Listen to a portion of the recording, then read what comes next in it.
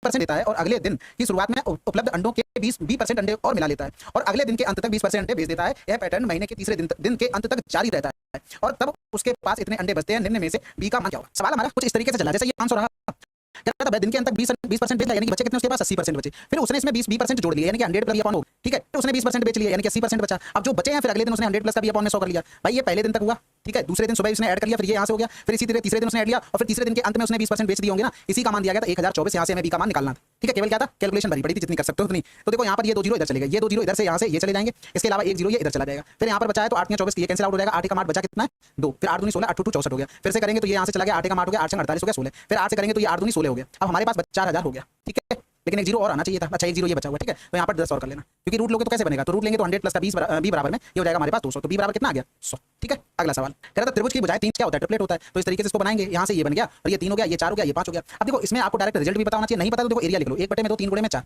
बराबर में लिखेंगे, एक बार बेस ये ले लिया तो ये तो परपेंडिकुलर बनेगा इधर से, क्योंकि कह रहा है शीर्ष से डाले गए लंब, तो लंब है ये परपेंडिकुलर का काम करेगा। 1/2 ये 5 इसको अगर x मान लेते तो ये x हो गया, ये कैंसिल आउट हो गया। आपको ये चीज डायरेक्ट पता होना चाहिए कि जो परपेंडिकुलर जहां पर भुजाएं बनाती है उनका गुणनफल बटे में हाइपोटेनस, यानी कि इनका दोनों का गुणनफल बटे में हाइपोटेनस बराबर में ये परपेंडिकुलर आ जाता है। ये चीज आपको पता होनी चाहिए, ठीक है। तो 4 3 12 करेंगे तो 5 दूनी 10 हो गया, 5 को 20 हो गया। अगला सवाल, भाई टोटल वोट इतने थे, वैध मतों के 65% प्राप्त हुए तो और 20 उसमें अवैध हो गए, यानी कि 80% इसमें वैध बचे। एक को अगर 65 मिले, टोटल 100% वोट पड़े होंगे, एक को 65 मिले, दूसरे को कितने मिले होंगे 35। तो यहाँ पर एक चीज देखो, ये 7 तो इसमें प्राइम नंबर है, किसी से कटना तो है नहीं, तो 7 एक ही टेबल में आ रहा था, खत्म हो गया था सवाल। बाकी 25 यहाँ 75 हो गया, 25 चौको 100, ये तो कटी 4 दूनी 8 हो गया, 3 दूनी 6 करेंगे, 6 पंजे 30 हो गया। यहाँ से पीआर हो गया 10। पीटी की लंबाई ज्ञात कीजिए जहां एसटी पैरेलल है क्यूआर के, यानी कि एसटी ये बना दिया, ये दोनों हमारी क्या होगी, ये पैरेलल लाइन होगी। दिया गया है पीएस हमको 6, यहाँ से पीएस हो गया 6, क्यूएस दे दिया था 14। अब एक चीज बताओ, ये पैरेलल में तो ये सिमिलर ट्रायंगल बन गए, क्योंकि बड़े वाले ट्रायंगल यानी कि पीक्यूआर और पीएसटी में ये कॉमन हो गया। जब ये कॉमन हो गया, जब पैरेलल लाइन है तो ये एंगल अगर थीटा है अल्फा मान लो तो ये अल्फा, ये थीटा है तो ये थीटा होगा, ठीक है। अब रेशियो की बात कर लेते हैं, ये 6 है तो ये पूरा कितना हो जाएगा 14 से 20 हो जाएगा, यानी कि अगर ये भुजा 6 होगी तो ये कितनी होगी 20 होगी। हमसे पूछा किसका मान गया था भाई, पीटी का मान पूछा गया था, तो कुछ नहीं तो हमें ये लिखना भी नहीं था, हमें डायरेक्ट इसमें ये देखना था जो रेशियो हमने उधर बनाया भाई रेशियो इधर बनेगा, यानी कि ये भी हटा दो, ये भी नहीं निकालना,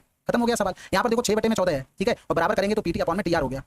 तो ये करेंगे यहाँ से 2 3 6 2 7 14, इनका टोटल कुल माल था कितना 10 था, हमारे हिसाब से कितना आया 10 आया भाई, 10 ही तो आया और भाई हमको दिया गया था, यानी कि जो रेशियो निकला वो एकदम एक्जैक्ट निकला, यानी कि इसका मान क्या हो गया 3 हो गया, इसका 7 हो गया। अगर नहीं निकलता तो 7 3 10 बराबर जो मान दिया जाता पीआर का वो रख लेते, ठीक है। अगला सवाल कह रहा था कुछ धनराशि को रवि इतने की चाल से एक दूसरे की ओर बढ़ना शुरू करती है, कितने रेलगाड़ी एक दूसरे को कितने समय में पार करेगी। बहुत आसान है, 310 330 और 160 की डिस्टेंस उन्हें कवर करनी है, ठीक है। और क्या कह रहा था, समांतर पटरियों पर एक की चाल से एक दूसरे की ओर, यानी कि अपोजिट चलने तो स्पीड क्या होगी जुड़ जाएंगे, तो 158 प्लस का 130, लेकिन आंसर हमें सेकंड में चाहिए तो इसको 5/18 करना पड़ेगा। तो इधर हम जोड़ेंगे, ऊपर हो गया हमारे पास 0 और 3 1 4 6 4 10 की 0 हाथ से लगा, 1 हो गया 4 3 7 और 1 8 हो गया। बटे में करेंगे तो ये 8 हो गया, 5 3 8 हो गया, 2 हो गया, गुणे में 5 18 चला गया ऊपर हमारे पास, तो 18 एकम 18 हो गया, 18 चक्का 108 16 पंजे 80 हो गया और इधर आ जाएगा 10। सवाल सब कर लेंगे नॉर्मल स्टेप से कटिंग करो जितनी कर सकते हो। इनका एलसीएम 60 हो जाएगा, 12 पंजे 17 चौको 60 और 20 3 60, 5 4 9 3 12, यानी कि 5 दिन आंसर।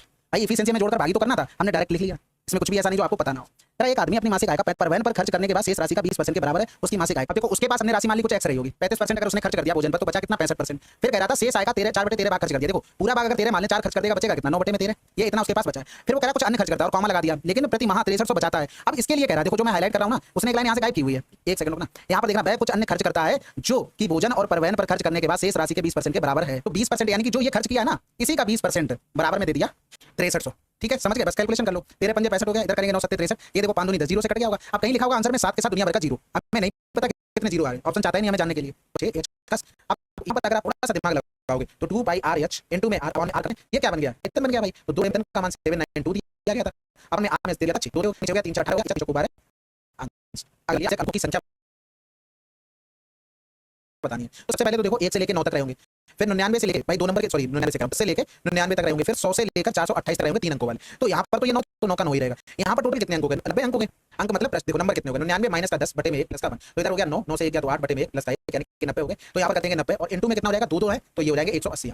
वही चीज हम यहाँ पर करेंगे निकालने के 428 माइनस का 100 डिफरेंस सबका सेम चला प्लस का 1, ये निकालने का तरीका होता है कि 428 और 100 के बीच में कितने नंबर होंगे, ठीक है। तो बीच में नहीं मतलब टोटल 8 हो गया, 2 हो गया, 4 से 1 गया तो 3 हो गया और प्लस का 1 हो गया यानी कि 329 हो गया। तो यहाँ पर 329 3 3 के तो 3 का 3 27 हो गया और 3 6 तो 8 हो गया, 3 का 9 हो गया। अब इनको सबको जोड़ दो तो लास्ट में 9 7 16 हो जाएगा। एक सेकंड रुको, यहाँ से कलर चेंज कर लेते हैं जिससे आइडिया लगा रहा है, ये और ये, ठीक है। 9 7 16 के 6 यहाँ से लगाई हो गया, 9 8 17 के 7 यहाँ से लगाई हो गया, 9 2 11 आंसर। अगला सवाल, अब ये देखो कह रहे थे प्रतिच्छेद बिंदु इस पर स्थित है तो के का मान यानी कि हमें x y का मान निकालना है। तो सबसे पहले देखो अगर दोनों को जोड़ देंगे y से y कैंसिल आउट हो जाएगा, तो 3x बराबर में 3 आ गया, x बराबर क्या आ गया 1 आ गया, तो y बराबर भी क्या आ जाएगा 1 आ जाएगा, खत्म 9 7 16 हो जाएगा।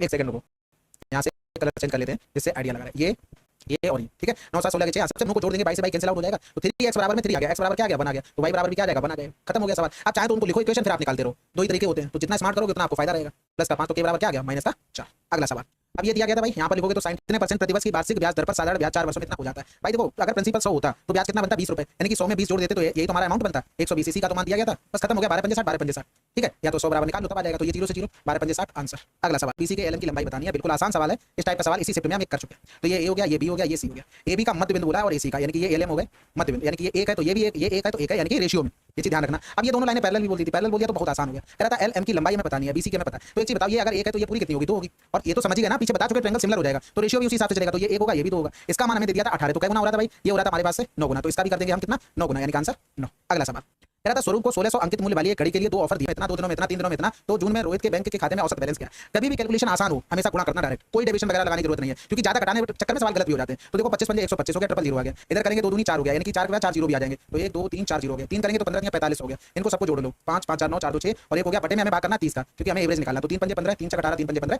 आंसर। फिर वो जो ईएफजी में एक्स वाला जो बनाया था ना, इस पे देखो तीसरा सवाल एक ही शिफ्ट में आ गया। और क्या लोगे इससे आसान पेपर बताओ। एक बार मेहनत करनी है, आप 2 बार आप कर ले, 3 सवाल आप कर ले रहे हो, ठीक है। ये एक्स हो गया, ये वाई हो गया। ई एक्स का मान अगर 2 दे दिया तो इसका मान 3 हो गया। पूरी भुजा कितनी होगी, 5 हो गई। और ये जब पैरेलल बोल दिया, सिमिलर ट्रायंगल होगा, छोटे वाला बड़े वाला, बस खत्म हो गया सवाल यहीं पर। ये यहाँ पर 2 हो गया और ये यहाँ पर 5 हो गया। अब इनका एरिया निकालना है। तो भैया एक चीज बताओ, एरिया में स्क्वायर चलता है, तो अगर हम पूरे का एरिया लिखें तो 25 हो गया, इसका एरिया लिखेंगे तो 4 हो गया, ठीक है। अगर हम इस वाले पार्ट का एरिया निकालें तो 25 माइनस का 4 करेंगे तो कितना आ जाएगा, 21 एरिया आ जाएगा। इसी 21 का मान हमें दिया गया था 44 और पूछा गया ई एक्स वाई का एरिया, यानी कि 4 का मान पूछा गया था। तो 4 चौको 16 हो गया, 4 चौको 16 17 बटे में 21 हो गया।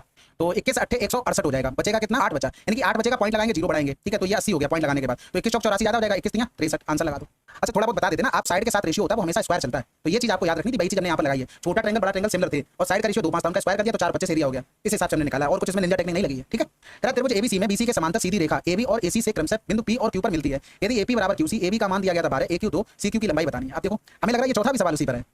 एक सेकंड रुकना, थोड़ा बनाने दो फिर देखते हैं। ए बी सी हो गया। कह रहा था बीसी के समांतर सीधी रेखा एबी और एसी से क्रमशः पी और क्यू पर मिलती है। देखो बिल्कुल सेम सवाल हो गए। अब बताओ इससे ज्यादा आसान क्या लोगे। सेम टाइप के 4 सवाल मिल रहे हैं आपको। और बोला था एपी बराबर क्यूसी है, यानी कि एपी बराबर में क्यूसी, यानी कि अगर ये 1 है तो ये भी 1 है। एबी का मान हमें 12 दे दिया था और एक्यू का मान हमें दे दिया था 2 और सीक्यू की लंबाई क्या होगी। अब देखो इसको इस तरीके से कर लो, बिल्कुल सेम डिट्टो सवाल है भाई, हमें रेशियो से काम चलाना था। यानी कि अगर हम एबी का लिखें तो एक्स हो गया, छोटा ट्रायंगल और बड़ा ट्रायंगल ये हो चुके हैं सिमिलर, हम भुजाओं में रेशियो बना रहे हैं। अगर एबी लिखोगे तो पड़ेगा, उसमें कुछ कर नहीं सकते। फिर इधर लिखेंगे एक्यू 2 है तो पूरी भुजा क्या हो जाएगी, 2 प्लस का एक्स हो जाएगी। अब या तो इसमें ऑप्शन रख लो या तो आप डायरेक्ट गुणा कर लो। तो यहाँ पर हो जाएगा 2x प्लस का एक्स स्क्वायर बराबर में 12 दूनी 24 हो गया। तो इधर लिखेंगे एक्स स्क्वायर प्लस में 2x माइनस का 24 हो गया। ऐसे फैक्टर करो, गुणा करने पर तो 24 आ जाए, ठीक है, और जोड़ने पर 2 आ जाए। माइनस का 24 चाहिए तब ये माइनस का 4, यानी कि अब x का मान निकालने के लिए इनके साइन चेंज करेंगे, माइनस का 6 हो गया, ये प्लस का 4 हो गया। x के कोएफिशिएंट से भाग करते वो तो एक ही है, यानी कि यहाँ पर x बराबर क्या आ गया, 4 आ गया। अब सबसे बढ़िया तो इसमें ये करना था, क्या करना था कि आपको ऑप्शन का सारा लेना था। अगर मान लो यहाँ पर कोई भी मान रखते, जैसे मान लो यहाँ पर 2 रख ले पहली कंडीशन में, तो यहाँ पर भी 2 रखना पड़ेगा। तो यहाँ पर कितना आ जाएगा, 10 आ जाएगा। तो इधर रेशियो देखो 2 और 5, यानी कि 1 और 5 का है, इधर 2 2 का रेशियो चल रहा है, तो नहीं चल सकता ना, रेशियो सेम आना चाहिए। बस ये चीज देख के आप बहुत जल्दी कर सकते थे। बाकी देखो एक बार फिर से हम बता देते हैं, मेरा कहने का मतलब ये है, अगर हमने इसको 4 लिया तो इन दोनों भुजाओं में रेशियो क्या है, 1 2 का, तो ये भी 4 होगा और इधर क्या हो जाएगा, ये 8 हो जाएगा। इनमें भी रेशियो क्या है, 1 2 का, तो ये ऑप्शन से इस तरीके से जल्दी से